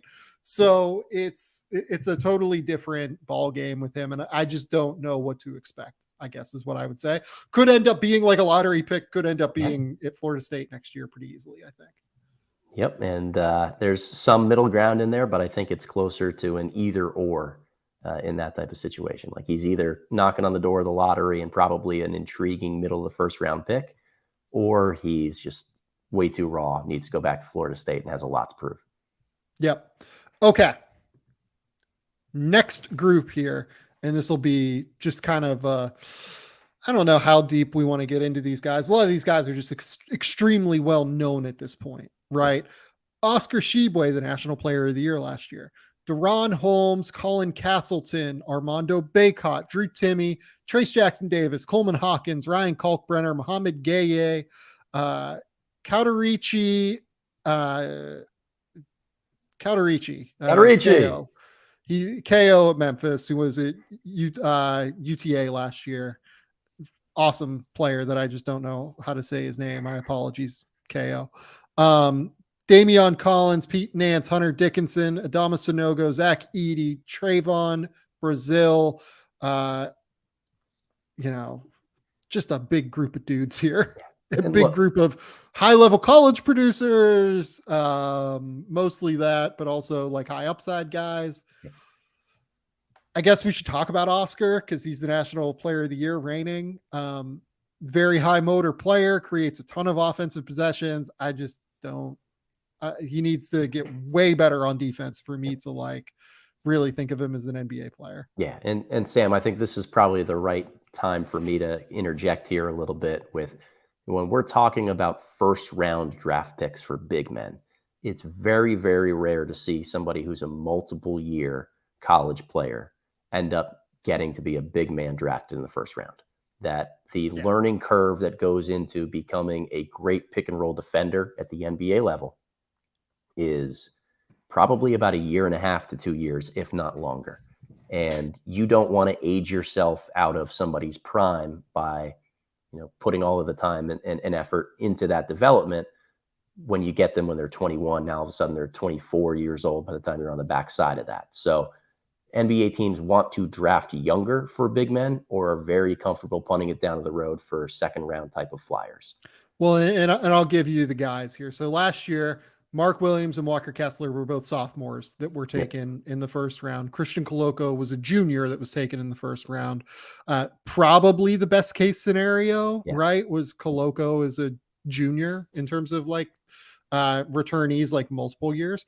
Kai Jones was a sophomore at Texas when he was selected.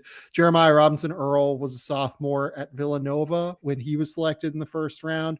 Nimi Keita went like 40th, 45th, something like that. Multi-year returner to Utah State. Jalen Smith was a sophomore at Maryland.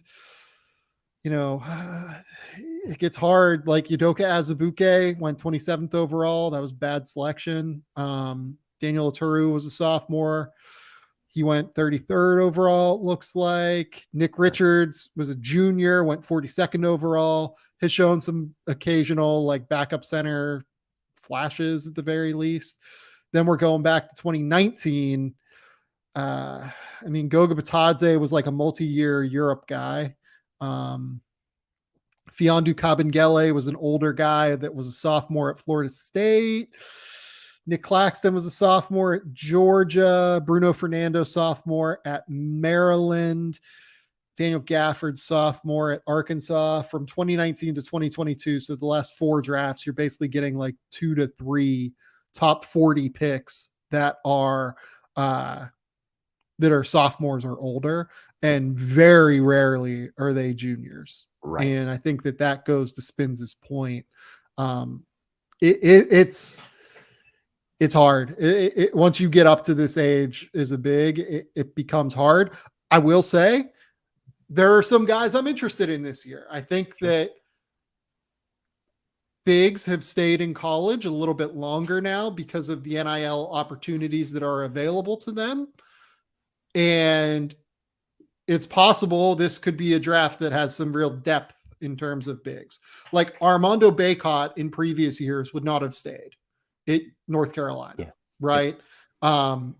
But because he's able to make that Outer Banks money, let's call it, like there's a real chance for him to have the ability to go top 45 this year, something like that, if things really broke right for him. Shibwe is a strange one because Oscar is clearly making like well into 7 figures, let's call it, based off of all of the reporting, and won National Player of the Year. But like, I don't know how much his game translates to the next level.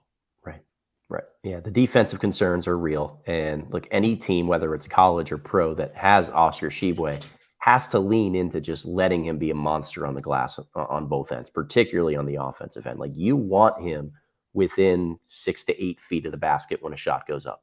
So you've got to drastically change the way that you scheme for that. Like, is Oscar impactful? Yes. Is he really athletic and has some tools you can work with?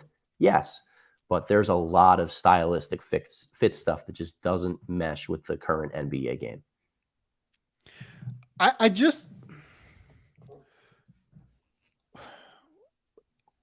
where I struggle with Oscar is I know that he was like a finalist for Defensive Player of the Year or whatever. Go back and watch the St. Peter's tape. Like, it's clear that he's like not one of the best defenders in college basketball and not one of the best defenders in the SEC even. Like, go watch his tape compared to Colin Castleton's tape at Florida, because that's a guy I've been watching a decent amount of recently. Colin Castleton is a much better defensive player than he is. Yeah. Colin Castleton moves better in space. He's actually like a legit, like switchable. If you get him on an island defender, like he causes problems for opposing players. He's a somewhat legit shot blocker. I worry about how that'll translate to the next level, but like for the college game, he's a very real shot blocker. Oscar rebounds and ends possessions, but like there's just more to it than rebounding and ending possessions and like using your length and getting into passing lanes to get deflections. I thought it was pretty crazy that Oscar got some of the defensive accolades that he did last year. Now, Oscar has intense value in terms of like the possession count, right? Yeah. He just ends possessions for you and he creates possessions for you. But like he doesn't really create his own shot. He's more his ability to create shots is like by creating those possessions and then getting putbacks, right? Like in some vein, it's really valuable because you don't have to run anything for him. That's what makes him really useful, right? And that's what I think like his best NBA skill will be like, go create possessions, end possessions. We don't have to run anything for you. Just make shit happen. Like almost like a Kenneth Faried type. Reggie Evans comes to mind. Right.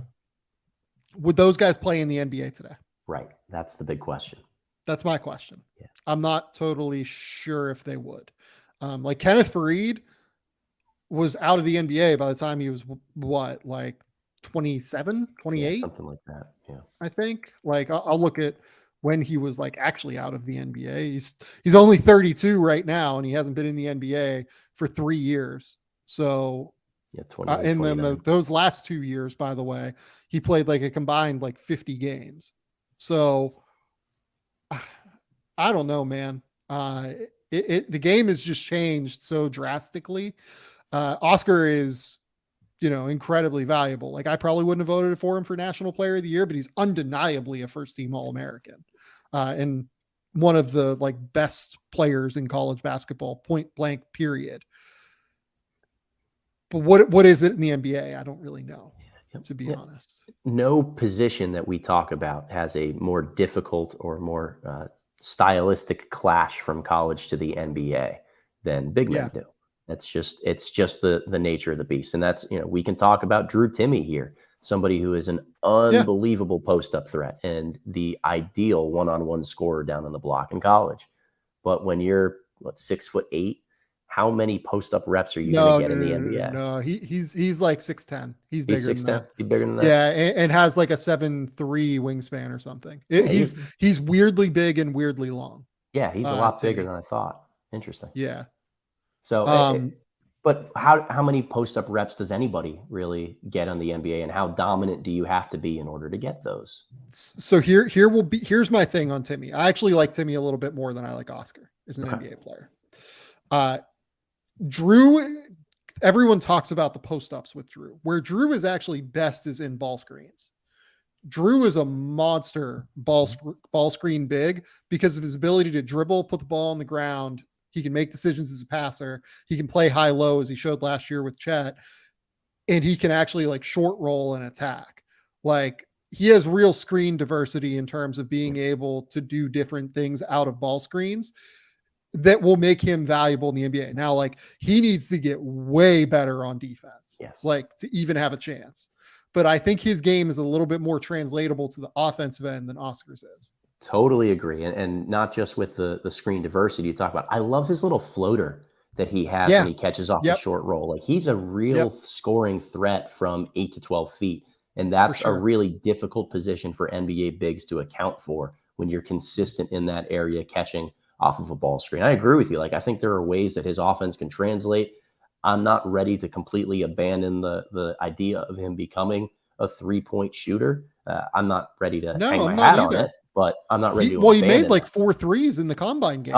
Right? Too. That's what has the intrigue up right here. So, like, is there a pathway for Drew Timme to make it? Absolutely, there is. But man, is there going to have to be a ton of growth on the defensive end in order for that to be a worthwhile investment? Probably anywhere in the top 40 or 45 of the draft. Yeah. I think he will get drafted for what it's worth, but I don't think it'll be top 40. A guy that I think could go in the top 40 is Deron Holmes. And this is not the last time that you guys will hear the name Deron Holmes on this podcast. Winky for the future here coming up. Deron Holmes is 6'10", really active. His superpower on defense is his ability to block jump shots. He is the best blocker of jump shots that I have seen for a big since Robert Williams. Wow. High praise. He's unbelievable at it. Like it's crazy. He is so good at it. His timing on it, his ability to contest, like he knows exactly when to like mirror his jump with the player going up for the jumper. He's a real threat as a shot blocker on jump shots. I am a fan of Deron Holmes, but like he's also a really underrated passer, I think, as well. And he also can move his feet in space. Like he actually has a lot of the skills that we talk about in terms of being able to be a modern big. He's just 6'10". Like that's what makes it a little bit harder. And not a freak athlete, like a good athlete, but not this freakish pogo stick that a lot of guys who are a little bit smaller tend to be impactful in the offense. He's like he's a Daniel Gafferty athlete. Yeah. As opposed to like, total like quick twitch athlete, right? Yeah. 6th most dunks in college basketball last season, like real gets off the floor quickly, I Yes. guess is what I would say. Yeah. Finished the season on a really high note. He looked incredible in the final 10 or so games that Dayton played in last year, which is always a Yeah. positive sign for me of somebody who's about to take a leap going from freshman to sophomore year. He's going to be a sophomore, Sam. So he fits into the timeline that you just outlined by going through the last few Right. drafts of being somebody that could potentially sneak their way into that top 40-ish range. The thing that always caught my eye about Holmes is that he's very receptive to coaching in a lot of the small habits that he has. He knows where to roll to. He knows exactly what his role is going to be on the basketball court. He has the catch high, keep high thing for bigs that is so crucial. He never catches it above his head and dips it below his waist. He just catches it there and quickly finishes it up near the basket. All those little things are going to help him just be productive and create separation amongst him and some other bigs. I like Holmes a lot. I think that's a really smart pick on your end. Yeah. I think he's like a top 40-ish guy for me entering the year. I don't know that I quite have him in the top 30, but he is a guy that I think is like a real potential interesting guy to track this year. I talked a little bit about Colin Castleton. I like Colin a little bit. Trace Jackson Davis is another one, like super leaper, very productive. He has to shoot or pass. He has to do one of those two things, I think, to be an NBA player. Yeah, and there's just been year after year where we've been promised that he's going to show that he does both at Indiana, and then he does neither. So I'm just, fool me once, shame on you. I'm waiting to be sold by the film, not by what I hear. The super athletes, let's call this group: Coleman Hawkins, Mohamed Gaye, Kadarichi, and Damian Collins. Any names stand out there? I think Damian Collins, just because we're going to be somewhat shielded from seeing him in what I think is the ideal role for him to play in, which is more of a screen and roll type of thing. Because Kentucky has Oscar, because they don't have the greatest floor spacing in the world, it's really hard to get consistent pick and roll reps in that offense. So I think Collins is just somewhat miscast on the college team that he's on, which is going to make him a little bit more difficult of an eval, or a guy who could just simply pop more at the next level. But he is the definition of a pogo stick, Sam. That guy can get off the ground in a hurry. I am a big fan. I'm a big fan of Kadarichi in terms of his just leaping ability. I'm a big fan of Damian Collins as well. I mean, that guy, he's like jumping above the square a lot of the time. Like, that's the difference between him and Kadarichi, is like Kadarichi doesn't get above the square, it feels like Damian Collins, like his whole hand is above the square, it feels like. But I like what Kadarichi at Memphis will be able to do this year. I like Mohamed Gaye almost as like a more polished, he's 7'5", he's more agile laterally than these guys, it feels like. And maybe can guard in space a little bit more while also being a higher level rim protector. There's just enough there. We're like diving deep into the weeds on some of these guys. No, we're deep in the wings right here. And look, you brought up Coleman Hawkins. I think he's the intriguing one here, because I think of all of them, he's the one that can shoot it. And that's going to be the intriguing thing to me. Super athletes who can shoot the ball a little bit. There's some tools there that I would want to explore. Yeah. Zach Edey, 7'4", physical, tough, strong. Any thoughts? Again, translatability of his game. Can he move his feet enough for the NBA level? Is he that dominant of a low post scorer that he's going to deserve the ball in those situations moving forward? Just some things that are a little bit harder for me to wrap my head around, of not just can he do them, but is it worth drafting a guy like that, because you got to tailor make your style to how he plays. Hunter Dickinson. The thing that I will give Hunter Dickinson a lot of credit here. He took a leap last year. Yeah. He didn't just become the post guy. He is now a capable shooter. He's a really good passer now. His ability to process and make plays is really high level. I like Hunter, not quite as an NBA player, but the more I think about it, the more he probably should be the Big Ten preseason player of the year. And I would anticipate he has a monster season. Yeah, I agree with that. And I think that Juwan Howard is a really good teacher of angles and stuff on the defensive end of the floor. Like, if there's anyone that can make him competent at the collegiate level defensively and prepare him for pro basketball, it's going to be Juwan. Is there anyone else we need to get to here? Honestly, we've talked about Trayvon Brazil recently. Yep. I like Pete Nance. Pete Nance is like an interesting shooter. He's just not quite as twitchy as Larry was. Right. Similar, like high feel, really sharp player. He's a killer get for North Carolina. Definitely a pro player. I think that's all I've got, Adam. Yeah, that pretty much checks every box for me. And look, there are always going to be guys who are productive at the college level as big men who just put up the numbers, and you ask yourself, middle of January, is this guy anything? Like, certainly there'll be those moments where we have to go back to the drawing board and watch the film and see what that's all about. But from a preseason perspective, like, I like kind of the group that we have here. You know what? There is one guy we should talk about, F.A. Abogidi. Yeah. FA being with the G League Ignite, he's going to get fed by Scoot in ball screens constantly. And the question with FA is not like talent, it's injury history. He just has like significant knee issues in his past that I think probably scares off teams, but like real leaper, great hands, good athlete, has potential to shoot it, good defensive instincts. There's a lot of talent there.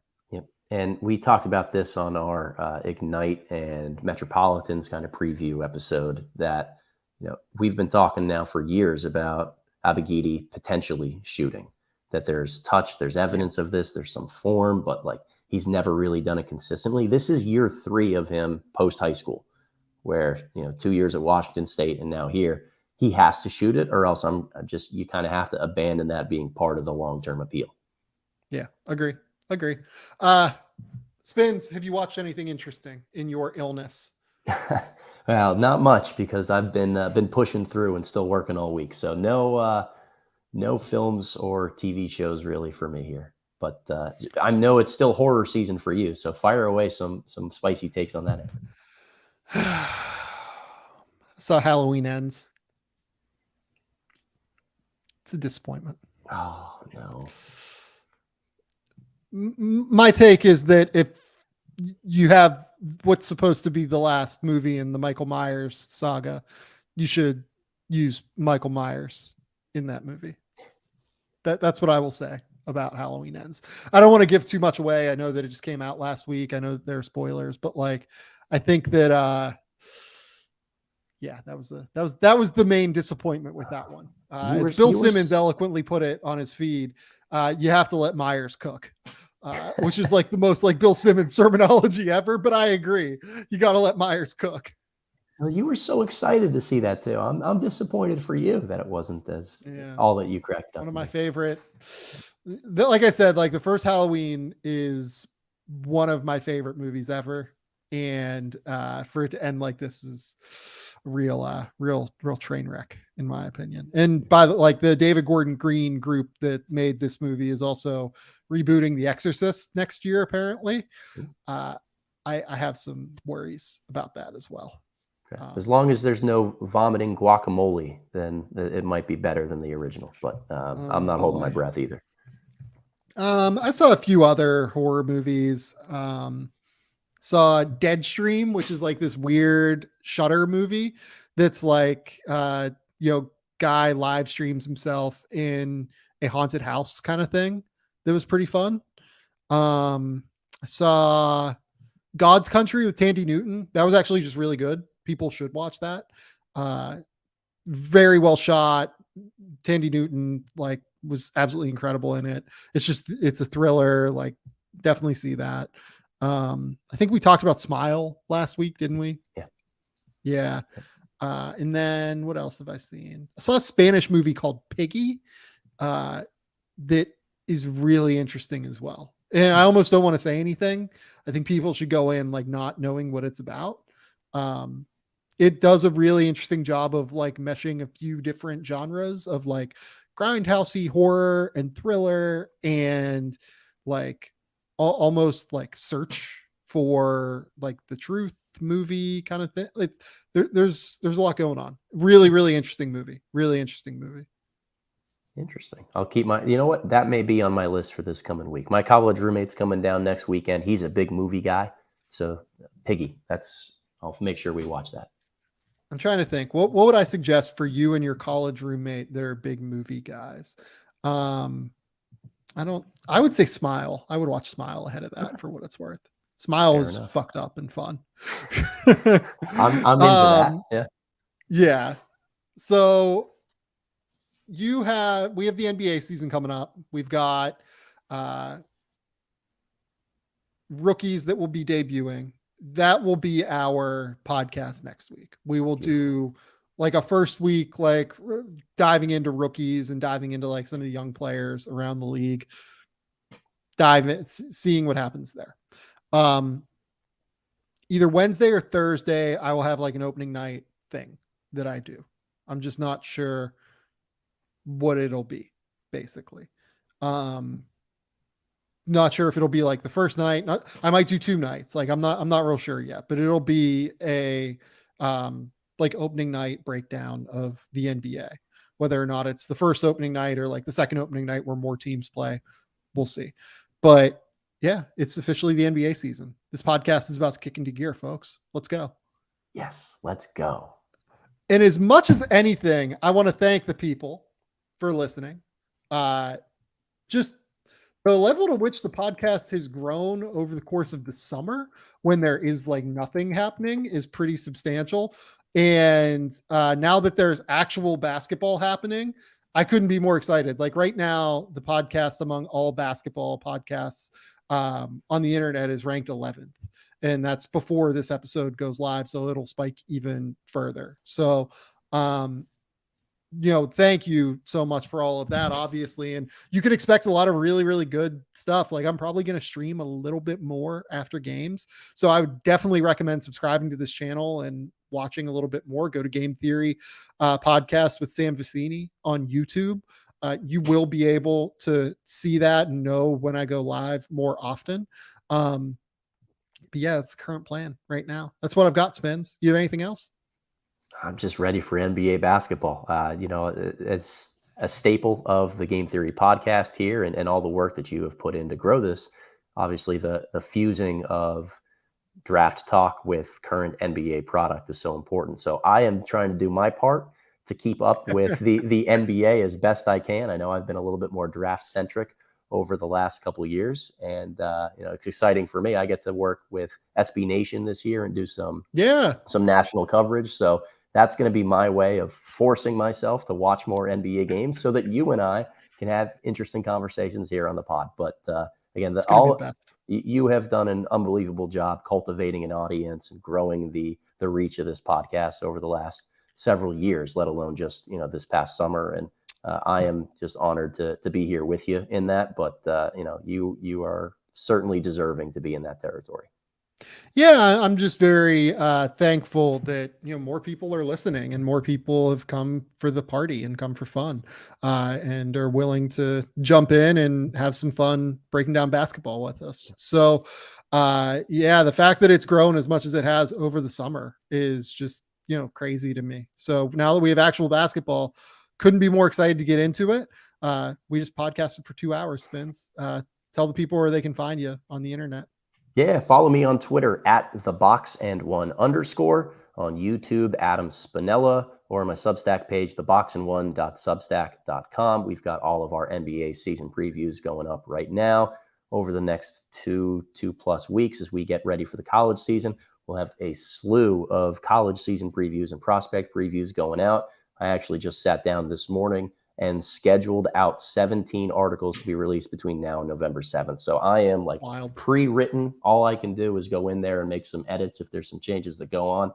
Very relieving feeling, but it's time, man. It's basketball season. I'm so excited. Yeah, and for what it's worth, I've got a couple of exciting things that will be happening on the podcast feed, on the YouTube channel, and on The Athletic, like kind of synergized with those 3 things basically across the board. You guys will see what it is once it debuts. I don't think it'll be this week. I think it will probably be next week because it's October 17th. Yeah, it'll probably be like mid next week, not this, 18th through the 24th week. It'll be the next week after that. But keep it locked here. Until next time, we'll talk soon. Bye.